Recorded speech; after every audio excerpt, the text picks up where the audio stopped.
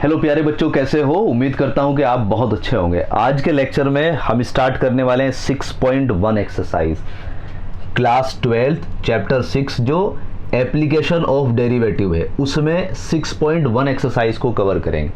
अभी तक जो आपने सीखा है वो डेरिवेटिव के बारे में सीख लिया है, डिफरेंशिएशन किस किस तरीके से निकालते हैं, फर्स्ट डेरिवेटिव भी सेकंड डेरिवेटिव भी आप सीख चुके हैं। लेकिन अब उसके एप्लीकेशन कैसे होंगे, तो इस एक्सरसाइज को अगर टारगेट करते हैं तो कुछ ये लॉजिक आपको अप्लाई करना होगा। जैसे नॉर्मली हमारे पास y इक्वल टू एफ कोई फंक्शन होता है, हम dy अपॉन dx फाइंड कर लेते हैं। अभी तक ये करते हैं, डबल डेरिवेटिव भी हमने निकालना सीखा है। लेकिन अब इसको किस तरीके से देखना है, जैसे कि dy अपॉन dx है, हमें देखना है कि इसको कि x के रेस्पेक्ट में y में कितना चेंज आ रहा है। इसको डिफरेंस भी बोल सकते हैं कि ऊपर का डिफरेंस और नीचे का डिफरेंस। रेशो है तो इसका मतलब वो क्या कर रहा है, रेट की बात कर रहा है। ओके, तो हमें कुछ इस तरीके से समझना है कि x के में अगर हम बदलाव करते हैं x के अंदर तो y में कितना बदलाव आ रहा है। तो इसको हम लिख सकते हैं कि rate of change in y with respect to x। Okay, कुछ इस तरीके से आपको इसको समझना है।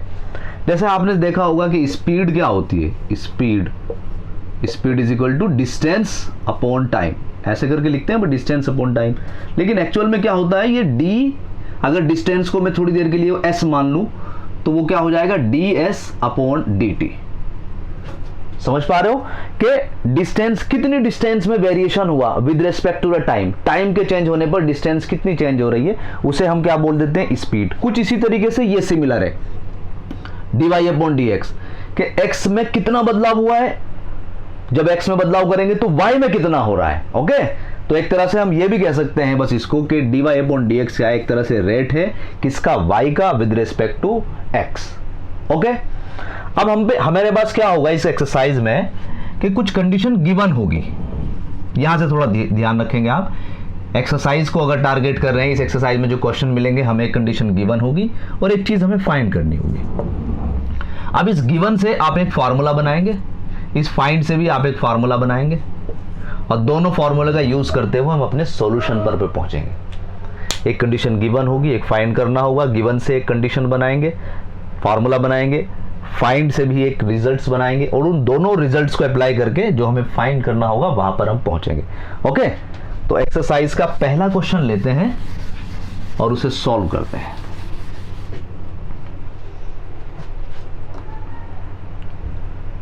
देखो, पहला क्वेश्चन है आपका, find the rate of change of the area. अब आपको बुक खोलनी पड़ेगी और उसमें देखना पड़ेगा एक्सरसाइज 6.1 का पहला question. Find the rate of change of the area of the circle with respect to its radius when r is equal to 3। क्या बोला है, एक बार हल्का सा लिख देता हूं मैं। बोला है कि find the rate of change of the area, area में, ठीक है, ऑफ सर्कल का area with respect to r radius. और पहली कंडीशन में बोला है कि जो रेडियस है r इज इक्वल टू वो 3 सेंटीमीटर है। ध्यान से समझना, अगर पहला क्वेश्चन आपको समझ में आ गया तो आधा काम खत्म हो जाएगा। अभी हमने देखा कि रेट की बात कर रहे थे, rate of y with respect to x, तो dy अपॉन dx लिखा था। यहां पर क्या पूछ रहे हैं, फाइंड द रेट ऑफ किसका, area, rate of area with respect to radius. इसका मतलब क्या है कि एरिया y की जगह आ गया और रेडियस x की जगह आ गई। तो कुल मिलाकर जो अगर मैं सॉल्यूशन लिखूं इसका, तो मुझे जो फाइंड करना है वो dA अपॉन dr फाइंड करना है। समझ पा रहे हो बेटे कि find the rate of change of area के रेट ऑफ चेंज, एरिया के चेंज ऑफ रेट में निकालना है मुझे विद रेस्पेक्ट टू रेडियस। तो रेडियस को नीचे लिखा और एरिया को हमने ऊपर लिख लिया। अब यहां से हमें क्या करना होगा, क्योंकि सबसे बेसिक क्वेश्चन है, ए का मतलब एरिया, किसका एरिया है, सर्कल का। क्या फार्मूला होता है, पाई r square. D A upon D R हमें फाइंड करना है। हमारे पास एक रिजल्ट आया, ए इज इक्वल टू क्या है, पाई आर स्क्वायर। अगर मैं यहां पर डी ए अपॉन, या इसको अगर मैं डिफरेंशिएशन कर दूं इसका with respect to r, r के रेस्पेक्ट में, तो ये कितना हो जाएगा, D A upon D r and it is equal to r. भाई ये तो कांस्टेंट की तरह काम करेगा, तो ये हो जाएगा 2 पाई आर। ओके, जैसा कि x यहां पर अगर x होता तो 2x हो जाता, r के रेस्पेक्ट में हम डिफरेंशिएशन कर रहे हैं, इसका मतलब कितना हो जाएगा, 2r। Pi as it is multiply में रहेगा। यही तो हमें फाइंड करना था भाई, डी ए अपॉन डी आर। तो फाइनली हमारा आंसर आ गया। लेकिन उसने पूछा है r की वैल्यू जब 3 होगी, तो यहां पर हमें क्या लिख देना है, D A upon D R, और यहां पर एक छोटा सा ब्रैकेट में r is equal to 3 and it is equal to 2 pi, और r की जगह 3 रख देंगे और आंसर 6 पाई हो जाएगा हमारा। ये हमारा आंसर आ गई ये बात समझ में। इसका जो सेकंड पार्ट है आप आराम से कर सकते हैं। अगले क्वेश्चन की तरफ बढ़ते हैं। देखो नेक्स्ट क्वेश्चन आपको बहुत ध्यान से पहले पढ़ना पड़ेगा और समझना पड़ेगा, क्योंकि अगर शुरुआत के क्वेश्चन आपने नहीं समझे ध्यान से तो आगे फिर प्रॉब्लम में फंस जाओगे। और इंपॉर्टेंट एक्सरसाइज है यह है, the volume of a cube is increasing at the rate of 8 centimetre cube per second. The volume of cube, cube का जो वॉल्यूम है उसका वो इंक्रीज हो रहा है, बढ़ रहा है, eight the rate of 8 centimetre cube per second. ठीक है, तो अगर मैं थोड़ी देर के लिए जो मेरे पास क्यूब होगा उसकी साइड मान लेता हूं मैं कि भाई side is equal to a unit है। साइड कितनी है हमारे पास, ए यूनिट मान ली। अब इसने क्या बताया कि इसने बोला है कि volume, rate of change of volume, volume का रेट। इसका मतलब जो गिवन है मेरे पास कंडीशन, जो गिवन है वो d v upon D t. अभी देखो ये भी समझ में आएगा आपको कि भाई टी क्यों लिखा है मैंने। ये कितना दे रखा है, 8 सेंटीमीटर क्यूब पर सेकेंड। देखो बेटे यहां पे ध्यान से, ये तो सेंटीमीटर क्यूब हो गया, वी की जगह आ गया है, नीचे क्या है, सेकेंड, टाइम दे रखा है। इसका मतलब मैंने ये टी क्या है, टाइम लिया है। ओके, तो ये क्या है मेरे पास, रेट ऑफ वॉल्यूम आ गया है। अब मुझे क्या करना है, आगे क्वेश्चन को पढ़ो जरा। How fast is the surface area, how fast is the surface area increasing when the length of the edge is this. तो सरफेस एरिया का जो रेट है वो मुझे फाइंड करना है। क्या फाइंड करना है, D S upon D T. ठीक है, ये चीज गिवन है। उसने कहा है कि वॉल्यूम का जो रेट है वो कितना है, 8 सेंटीमीटर क्यूब पर सेकेंड, और d S upon D T हमें फाइंड करना है। ओके, और एक चीज और दी है उसने कहा है कि D S upon D T find करना है, लेकिन वहां पर जो इसकी साइड होगी वो कितनी होगी, 12 सेंटीमीटर। कि यहां पर जो ए जो है वो कितना लेना है, 12 सेंटीमीटर। आप जरा ध्यान से समझेंगे इस क्वेश्चन को। साइड हमने कितनी मानी, ए। अब यूनिट नहीं, क्योंकि वो सेंटीमीटर में बात कर रहा है तो इसको हम सेंटीमीटर बोल देते हैं। ये कंडीशन गिवन है, ये चीज हमें फाइंड करनी है।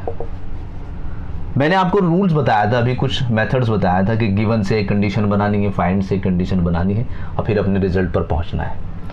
डीवी अपॉन डी वॉल्यूम, पहले तो वॉल्यूम लिखो जरा।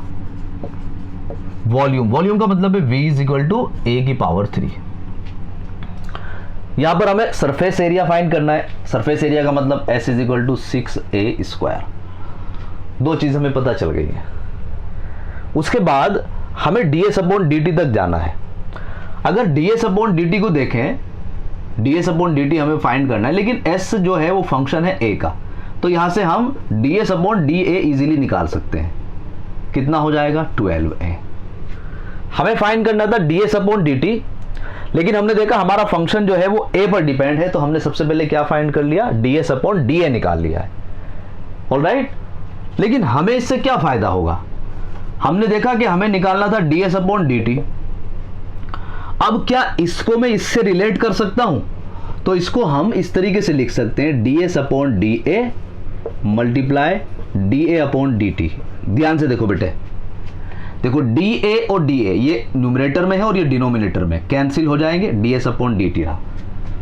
ऑलराइट, तो हमने क्या देखा यहां पर कि यहां नीचे डी ए आया हुआ है, तो मैंने डी ए की मल्टीप्लाई और डी ए से डिवाइड और मल्टीप्लाई कर लिया है। ओके, या एक चीज और, चलो यहीं पर ऐसे करके देख लेते हैं, एक बार आपको समझा देते हैं। It is equal to d S upon D t, हमने क्या किया, डी ए से मल्टीप्लाई और डी ए से डिवाइड, और फिर इसको रिप्लेस कर दिया है, डी टी को इधर और डी ए को इधर, तो ये हो जाएगा D S upon D A और into D A upon D T. हमें ये चीज फाइंड करनी है D S upon D T, तो हमारे पास ये रिजल्ट आ गया है, D S upon D A हमारे पास है ये रहा,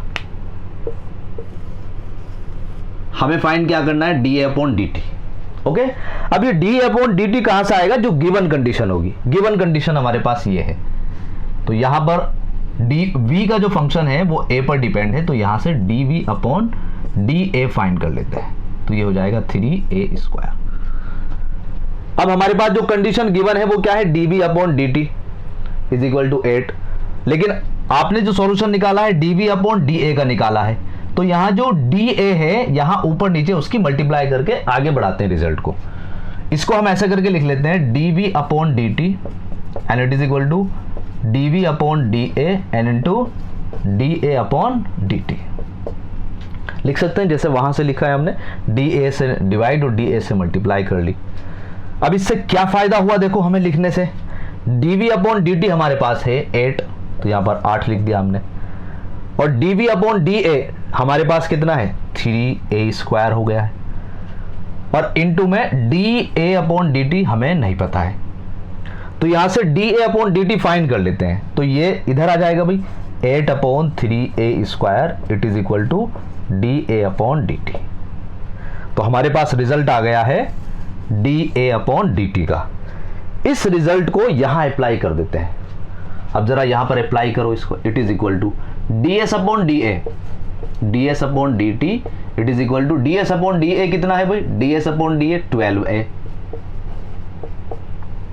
और D A upon D t कितना है, 8 upon 3a², 8 upon 3a²। Okay, solve करो जरा इसको, a से a² कैंसिल और 3 से ये 12 4 टाइम कैंसिल, तो कितना हो जाएगा, 8 4 = 32 एंड डिवाइड में a, तो D S upon D t कितना आ गया हमारे पास, 32 डिवाइड बाई a, यही हमारा आंसर आ गया। लेकिन कंडीशन उसने ये दी है कि a की एक वैल्यू दी है उसने, देखो क्या दी है,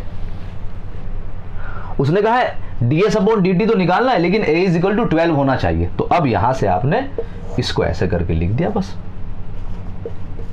D S upon D t और a इज इक्वल टू आपने 12 सेंटीमीटर रख दिया, and it is equal to कितना आ जाएगा, 32 डिवाइड बाई 12, और बस इसको काट लीजिएगा, 4 से 4 3 जा एंड 4 8 जा, तो 8 अपॉन 3 सेंटीमीटर स्क्वायर पर सेकेंड आ गया। S का यूनिट मतलब सरफेस एरिया, एरिया का मतलब सेंटीमीटर स्क्वायर, टाइम का मतलब सेकेंड।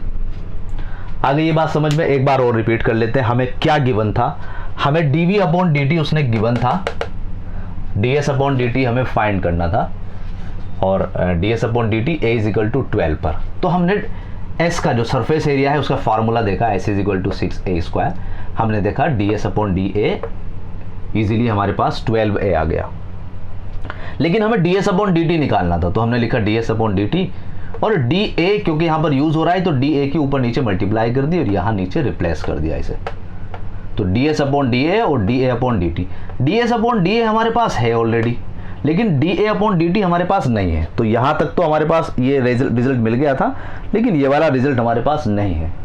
इसके लिए हमने क्या करा, जो गिवन कंडीशन है उसका इस्तेमाल करने की कोशिश करी, d v upon D T हमारे पास 8 था, v इज इक्वल टू कितना, a की power 3, d v upon D a हमने निकाला 3a²। अब यहां पर भी कि हमारे पास जो गिवन कंडीशन है d v upon D t की है, तो हमने लिखा d v upon D t is equal to d v upon D a into D A upon D t. समझ पा रहे हो बेटे, इसमें ही क्या कर दिया हमने, डी ए की ऊपर नीचे मल्टीप्लाई कर दी, ऊपर भी और नीचे भी। अब यहां से d v upon D T तो 8 हो गया हमारे पास, और d v upon D A हमारे पास 3a² और D A upon D T हमें फाइंड कर लिया। ये डी ए अपॉन डी टी यहाँ से उठाकर यहाँ पर रख दिया, ये वाला रिजल्ट भी आ गया, ये वाला भी कैलकुलेट करा, 32 अपॉन ए की वैल्यू कितनी 12 लगती, आंसर आ गया। शुरुआत में मुझे पता है समझ में बहुत कम आया होगा, लेकिन आएगा, धीरे धीरे आएगा समझ में। ओके, इसको मिटाते हैं, अगला क्वेश्चन एक और कर लेते हैं और बस फिर आपको एक्सरसाइज के आगे क्वेश्चन करने हैं। अभी मुझे पूरी उम्मीद है कि आपको हल्का फुल्का सा कंफ्यूज के साथ समझ में आया है। इस क्वेश्चन में और मेहनत कर लेते हैं। जैसे आपका 3 क्वेश्चन है, क्वेश्चन नंबर 3, अब आप जरा पढ़ो इसको। The radius of the circle is increasing uniformly eight the rate of 3 centimetre per second. कि किसी सर्कल की रेडियस इंक्रीज हो रही है, इसका मतलब चेंज हो रही है रेट, और वो कितना है 3 सेंटीमीटर पर सेकेंड। तो आपने लिख लिया कि let radius of circle is equal to R, और गिवन क्या हो गया हमारे पास, D are upon D T, it is equal to 3 centimetre per second. आगे बढ़ते हैं।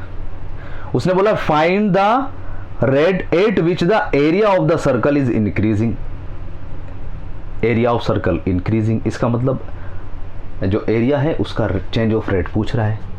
क्या फाइंड करा रहा है, D A upon D T, ये फाइंड करा रहा है। कहां पर फाइंड करा रहा है भैया, increasing when the radius is 10 centimetre. तो रेडियस आपकी कितनी होगी, 10 सेंटीमीटर। अब बेटे आपको अगर ये समझ में आ गया ना पहले कि क्या गिवन कंडीशन है और क्या मुझे फाइंड करना है, तो आधा क्वेश्चन आपका सॉल्व हो गया। ये गिवन है D R upon D t और ये आपको फाइंड करनी है।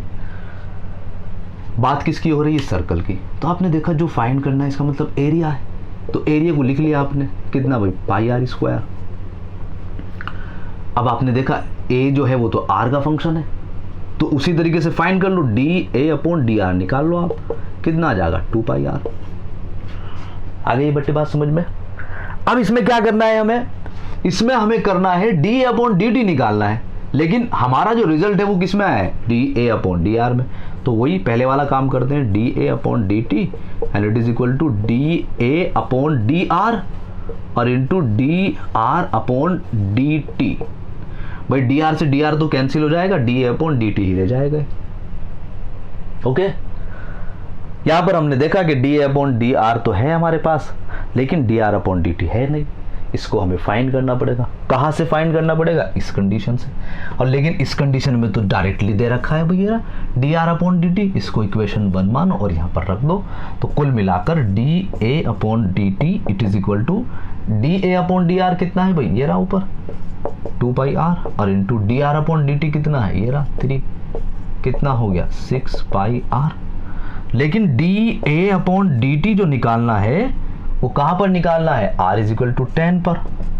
तो यहां पर 6 पाई और r की जगह 10 रखा, answer is 60 pi. Area, area का मतलब है सेंटीमीटर स्क्वायर, टी का मतलब है सेकेंड। आंसर बताओ भाई। अब मुझे पूरी उम्मीद है कि 80% आपको समझ में आ गया होगा।